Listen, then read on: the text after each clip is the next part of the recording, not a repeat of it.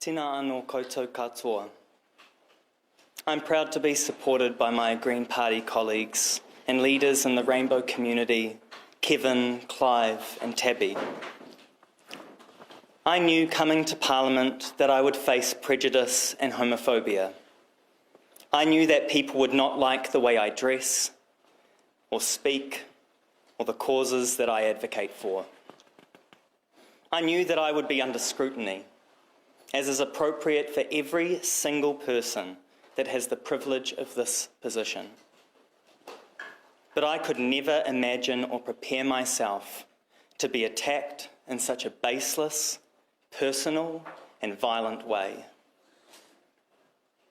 That my life and that of my child would be threatened.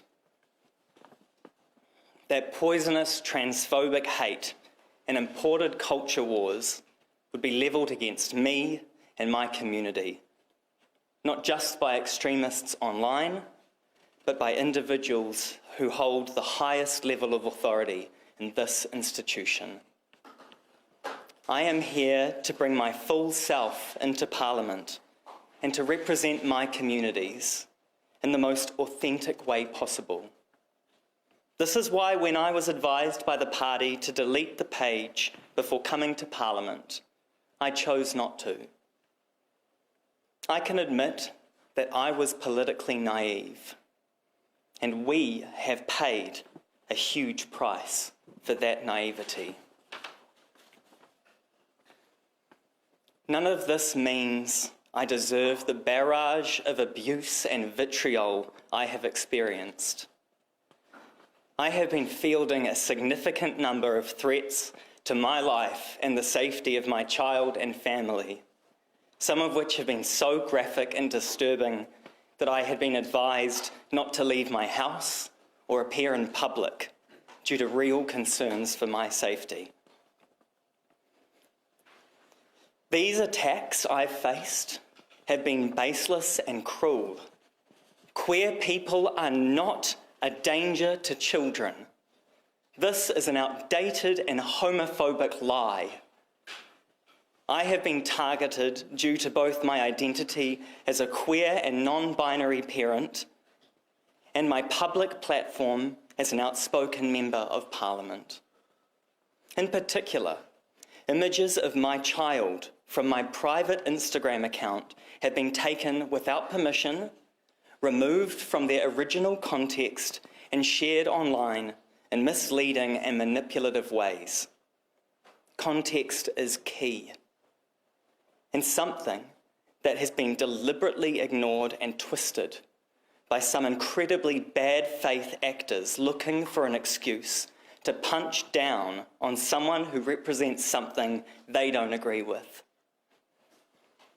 The posts at the centre of these baseless attacks include 10 images from a range of activities in my life, with a pop culture pun in the caption.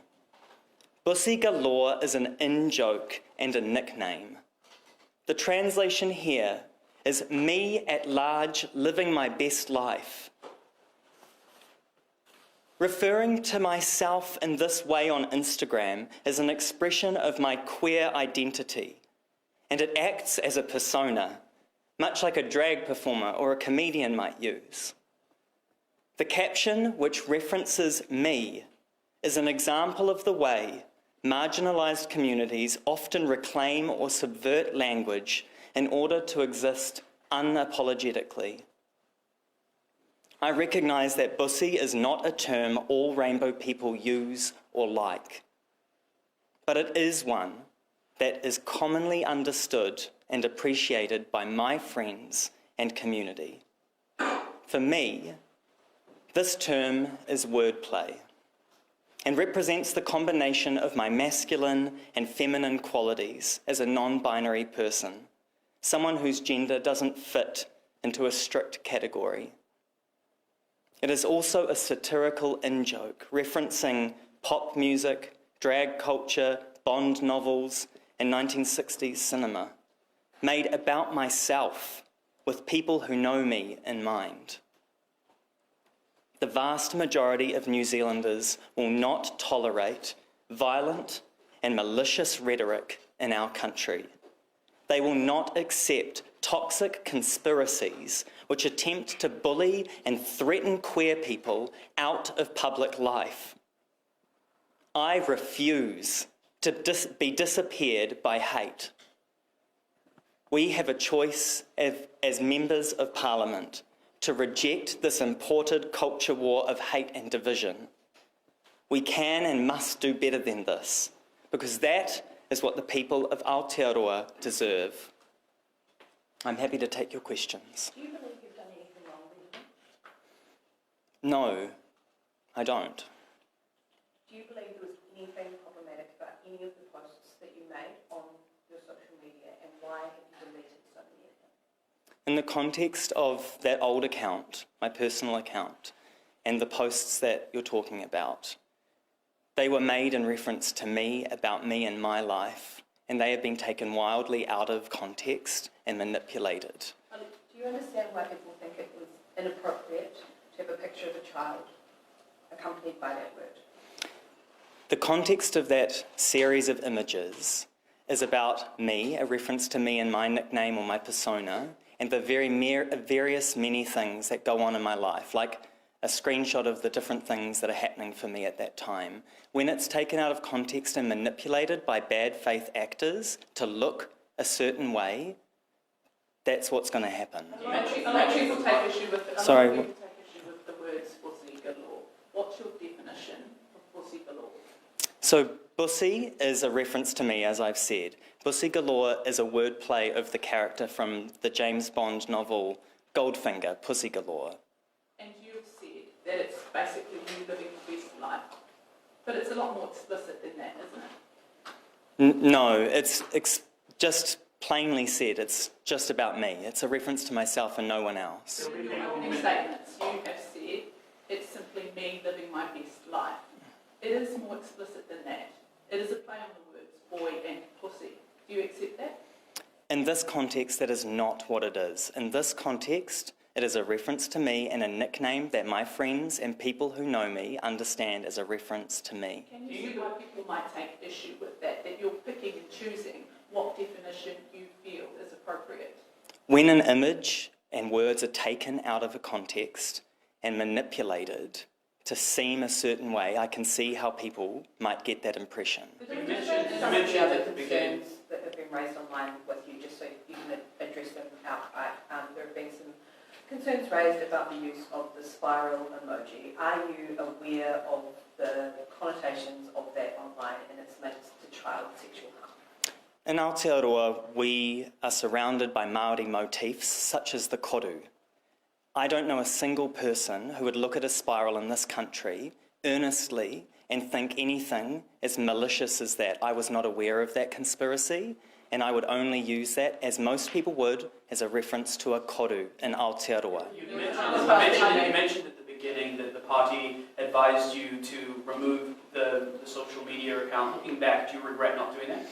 I could never have predicted or foreseen the level of violent hate that I have been receiving because of the manipulation and taking of images of my child. We could not have prepared for that, and we could never have predicted it. They told you to delete the account, so do you regret not doing that?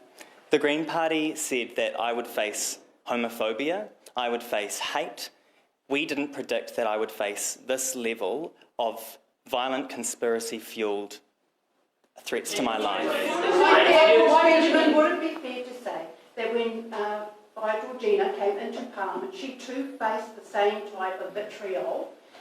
What she did was put it in a book before she turned up, but still got the backlash from the larger, wider community who do not have access to the hāwari takatāwhi, and that is probably the basic issue. They don't have access. They don't have access to the kupu, to the reo of takatāwhi, te ao takatāwhi. And that's what you're having to do now, is to explain to the wider majority of people what it is to be takatāwhi. The rainbow community, as you've said, is a really diverse community. I don't represent every single rainbow person. We are a rich and diverse group of people, much like any community. And there are going to be differences and variations in our language, our identities, our beliefs. This is an example of that. I am just a member of a group of people in the rainbow community. That's right, we're not a monolith. Why didn't you take the Greens' advice and pull that page down? I came to Parliament with the backing of people to be my authentic self and to represent the communities that I come from. I have been supported the whole way through this by people who know me and care for me to not relent on being unapologetic on the things that matter. I am not going to be disappeared from public life, and queer people should not have to minimise ourselves. Who exactly was it that advised you to take it down? Pardon me? Who exactly was it that advised you to take it down? I was advised when I was a candidate, which was a fair while back, and I actually can't recall. It was leadership from the Green Party. And how did that conversation go? The advice I received was that coming into public office, I would probably face homophobia and queerphobia based on my identity, and that for the interests of my well-being, I might like to take it down to avoid nasty comments.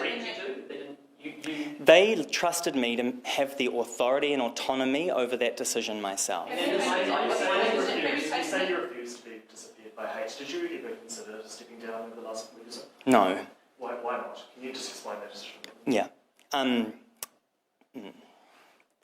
Because this is really important, this fight that we're having right now. If I were to step down and to move away from this space, our community would lose a voice, and we don't have much representation in here, especially non-binary takatapui people. I have the backing of my community, I have the backing of my whānau, their confidence. People have reached out and supported me and said that they will wrap around me, and I am here to fight for the things that matter to us and our community. Despite your explanation and your opening remarks, there will still be some people who are confused why you refer to yourself using that term. How would you unpack that for them? How would you reassure them that there's nothing more nefarious to it? Sure. Many cultures and people and communities and friends use nicknames or kind of tongue-in-cheek references to each other in closed group environments and circles of friends. In my community, which was quite large on that Instagram account of friends who understood for a long time that it's kind of a nickname or persona for me, much like, I don't know, a character like Fred Dagg, who is kind of an obscure pop culture reference. The name is kind of tongue-in-cheek. It's, simply put, just a persona or identity and part of my identity and kind of online presence. Could you explain the severity of the threats? Was police involvement required? How much of it was, seemed close to realised? Sorry, there are multiple parts to that question. Could you please ask it again? The severity of the threats, how much was sort of potentially realised threats and required police involvement? Sure. So I've been following a process guided by Parliamentary Security and the DPS around referring all threats through that specific pathway, and it's not my position to determine whether or not they're valid. That has been followed by that process, and I've entrusted them to follow it correctly. Have you had to engage with police at all? Have police been involved? I have been engaging with Parliamentary Security specifically, and then they have been the conduit for the correct process. You've described the level of hate that you've received as poisonous, transphobic hate. Do you believe that is also the case when it comes to Winston Peters' criticism? I would rather have a conversation kanohi ki te kanohi with the Right Honourable Deputy Prime Minister, Mr Peters, because I believe that we can't resolve anything through bickering or in the media. I would rather have a restorative conversation with him directly. Have you had comments? Pardon me? What did you make of his comments?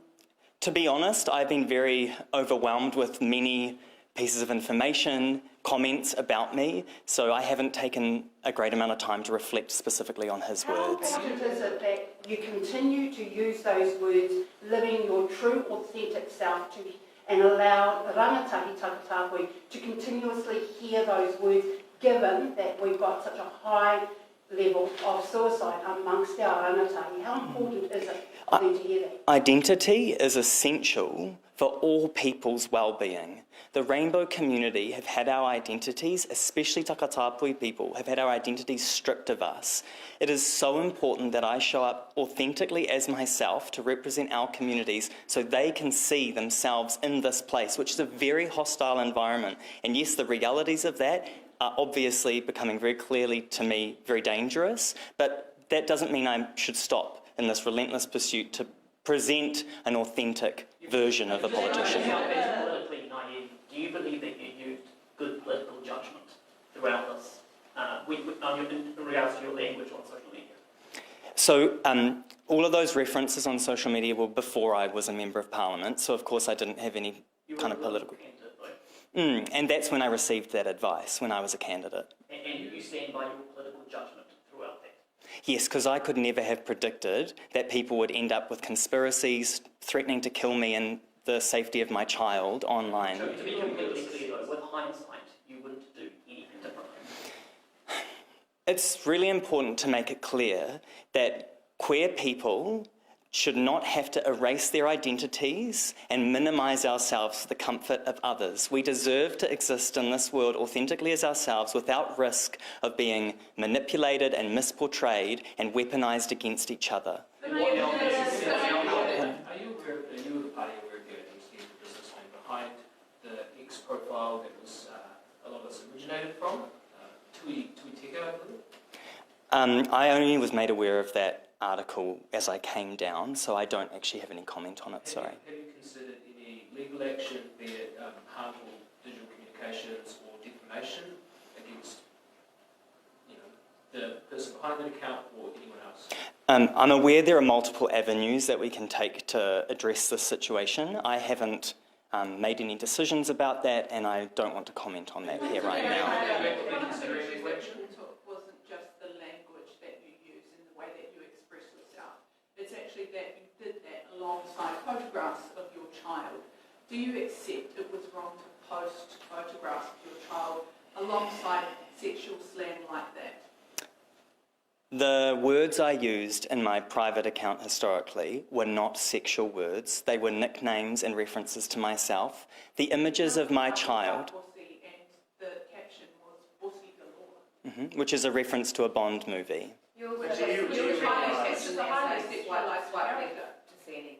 And that image is a picture of Crocs, my feet, and then a coffee. So I think they've been taken out of context and manipulated to fit this rhetoric to attack the queer community and portray us as unsafe. You recognise that that term, Bussy, does have a sexual connotation to a lot of people. I recognise that a lot of people won't know the word Bussy, and so they'll be hearing about it for the first time now, and that some people don't use or like it or have a particular definition. Every time I have ever used that term, it has been a reference to me and my nickname. It's never been sexual in any way or form. It's a nickname or like a drag persona. It's a caricature of myself. You never meant it in a sexual way.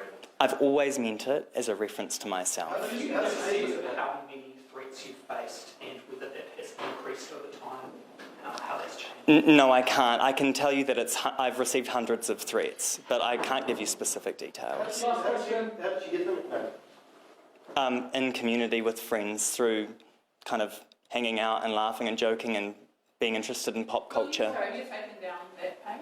Pardon me? Will you or have you taken down your page? I have, except for one post when I became a Member of Parliament to say I'm now a Member of Parliament, I haven't been using that page. It's an inactive page. Last question. Why not delete it? Last question. Sorry. Why not delete the page? Delete the page. Because it's not in use currently, and I'm not prepared to eradicate myself or minimise myself for the comfort or narrative of homophobic people trying to attack the queer community. Thank you very much. Thank you. About the safety of your child. Can you please answer that? Can someone please answer that from the Green Party?